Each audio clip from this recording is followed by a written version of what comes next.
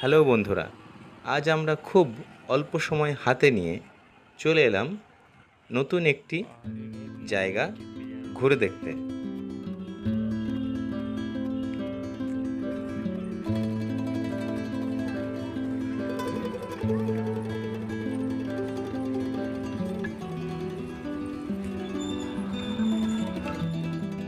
এই ফল্গু নদীর একদিকে রয়েছে শ্রী ভগবান বিষ্ণুর পদচিহ্ন সুশোভিত এক প্রাচীন হিন্দু মন্দির এবং অপর দিকে রয়েছে সীতাকুণ্ড।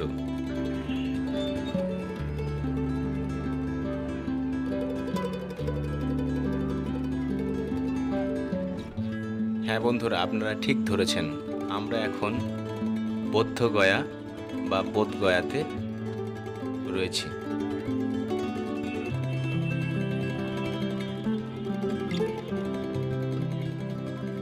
এই সামনে যে মন্দিরটি দেখছেন, এটি প্রাচীন হিন্দু মন্দির, যা ভগবান বিষ্ণু মন্দির, এবং এই মন্দিরটি সেখানে নির্মিত হয়েছিল যেখানে ভগবান বিষ্ণু কথিত আছে গয়াসুরকে তিনি হত্যা করেছিলেন।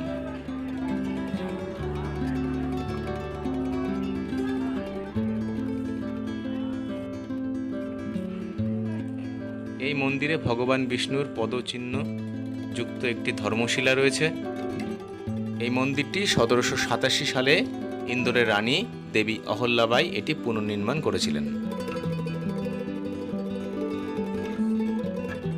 গয়ার এই বিষ্ণুপদ মন্দিরটি পারলৌকিক ক্রিয়া ও পিণ্ডদানের জন্য বিবেচিত হয়ে আসছে।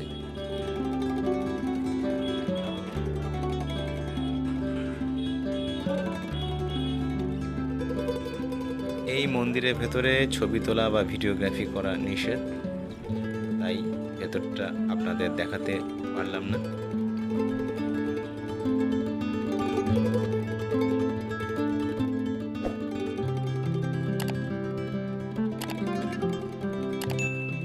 মন্দির থেকে বেরিয়েই পাশেই রয়েছে বিস্তৃত শুকনো ফল্গু নদী, এবং ফল্গু নদীর ধার বরাবর রয়েছে অনেক প্রাচীন মন্দির এবং সেই সাথে রয়েছে মহাশ্মশান।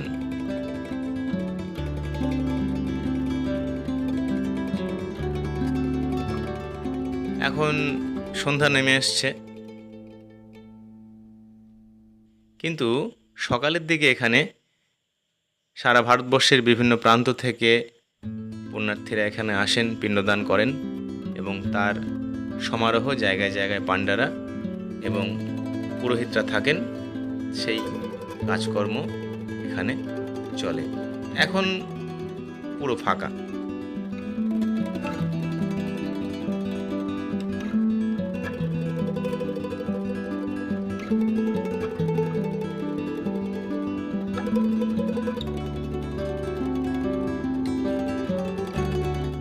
বন্ধুরা, হাওড়া অথবা বর্ধমান থেকে কিভাবে গয়া স্টেশনে পৌঁছাবেন সেই সংক্রান্ত ট্রেনের সমস্ত সময়সূচি আমি আমার ডেসক্রিপশন বক্সে দিয়ে দেবো, সেখান থেকে আপনারা পেয়ে যাবেন। এছাড়া গয়া স্টেশন থেকে কিছুটা দূরে অবস্থিত ভারত সেবাশ্রম সংঘের যে কেন্দ্রটি রয়েছে, আপনারা সেখানে থাকতে পারেন অল্প পয়সায়। তার বিস্তারিত তথ্য এবং সমস্ত কিছুই আমি আমার ডেসক্রিপশন বক্সে দিয়ে দেবো, সেখান থেকে আপনারা পেয়ে যাবেন। আপনারা কেউ যদি পিণ্ডদান বা এই সংক্রান্ত কাজের জন্য গয়া আসেন, তাহলে এই ভারত সেবাশ্রম সঙ্গে থাকতে পারেন, তারাই এই ব্যবস্থা করে দেয়।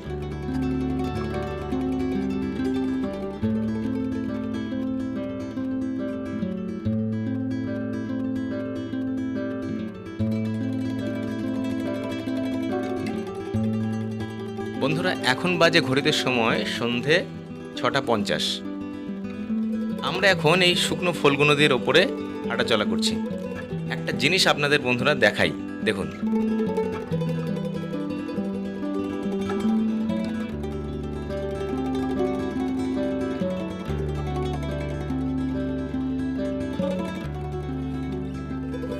ফল্গু নদীর চরে আছি, দেখি সীতা মাইয়ার অভিশাপে ফল্গু নদী সবসময় শুকনো।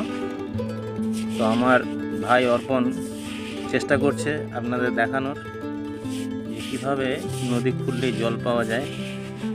সর্বোপরি এই বালির নিচ দিয়ে ফল্গু নদী বয়ে চলেছে এবং একটা ওয়াটার স্ট্রিম নিচে আছেই। তো যাই হোক, চলুন ভাই একটু হাতটা সরা। এই যে দেখুন জল আসছে, আর একটু খুললে আরো জল পাওয়া যাবে। দেখি, বাহ, নদী খুললেই জল এবং নিচে একটা জলের প্রভাব আছে। চলুন দেখি আর একটু, জাস্ট লুক। ও, অনেক পৌরাণিক কাহিনীতে শুনেছি, আজ একদম নিজের চোখে দেখলাম। প্রায় খুব বেশি হলে আপনার 1 ফুট হবে গর্ত গলেই মাটির নিচে, এই বালির নিচে জল পাওয়া যাচ্ছে। এই বিশাল শুকনো ফল্গু নদীর অপর প্রান্তে রয়েছে প্রাচীন একটি মন্দির, যেটা সীতাকুণ্ড নামে পরিচিত।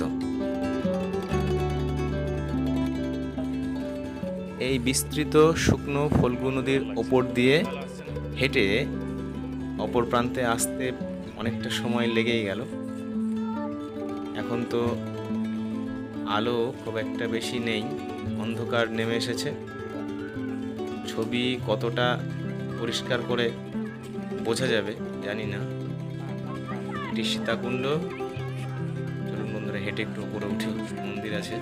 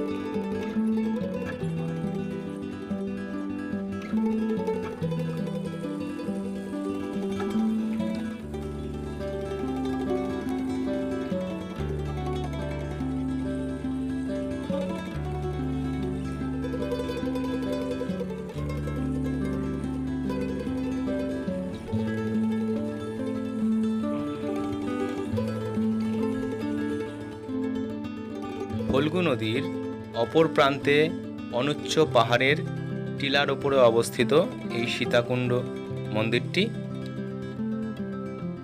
এবং এখানে রয়েছে বিভিন্ন দেবদেবীর বিগ্রহ এবং রাম সীতা মায়ের বিগ্রহ ও তৎসংলগ্ন মন্দির।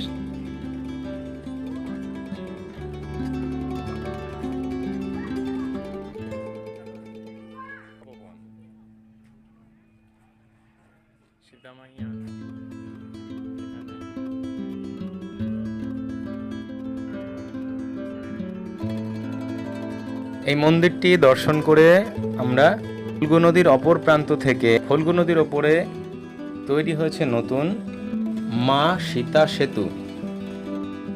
এটি একটি বেশ দীর্ঘ একটি সেতু। এই সেতু রাত্রিবেলায় আলোতে সুসজ্জিত। এই সেতুর উপর দিয়ে হাঁটতে হাঁটতে আমরা পার হয়ে চলে এলাম ফল্গু নদীর অপর প্রান্তে, এবং এবার ঘরে ফেরার পালা। ভারত সেবাশ্রম সংঘের যে রুম বুক করা আছে আমরা সেখানে ফিরব, এবং সকালে উঠে আমরা যাব নতুন একটি জায়গায়।